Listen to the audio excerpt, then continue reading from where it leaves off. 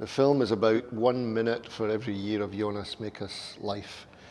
Over many years, I would pick up stories that he would tell, and one particular night in a hotel room just outside of Bordeaux, we were having a glass of wine, and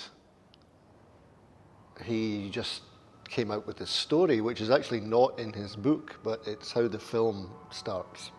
I can demonstrate with my cup of tea because frequently when Jonas is talking, he has a glass in his hand. Frequently, not all the time. But he would say something like this, and I would impersonate Jonas. I did it once, and he came into the room while I was trying, and he said, "Not bad, not bad."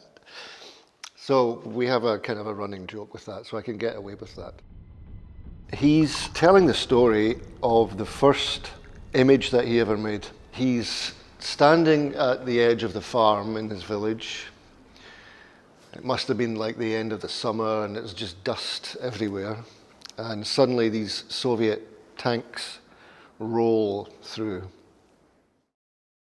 This is a good chance now for me to take my first pictures, to use this camera. So I ran to the road, and I snapped a picture, very happy.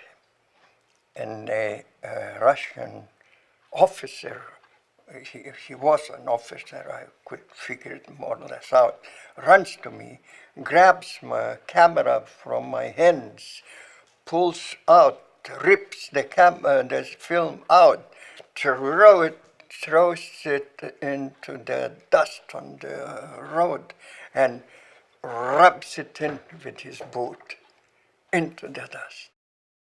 And I said, so somewhere in Lithuania, layers and layers and layers below the surface, is the first image that you ever took. It's like a sculpture, a hidden sculpture. And he started laughing, and I said, well, shouldn't someone make a film of your life story? Yes, yes. Mm. It's based on a book that he wrote called I Had Nowhere to Go, which is a kind of a diary, travelogue. It's about the journey that he made from his village in Lithuania through Europe and ends up in New York City. Yes, this is America, and this is the 20th century. A lot of the film is based on misunderstandings and chance happenings. This fellow somehow manages to evade capture and survive on nothing but a potato, for a long, long time.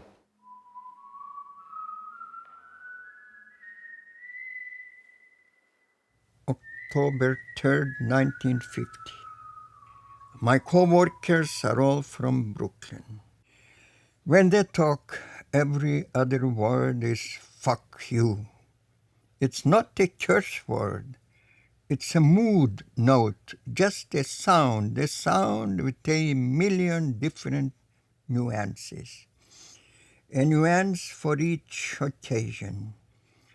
With that one little expression, fuck you, one can express absolutely everything.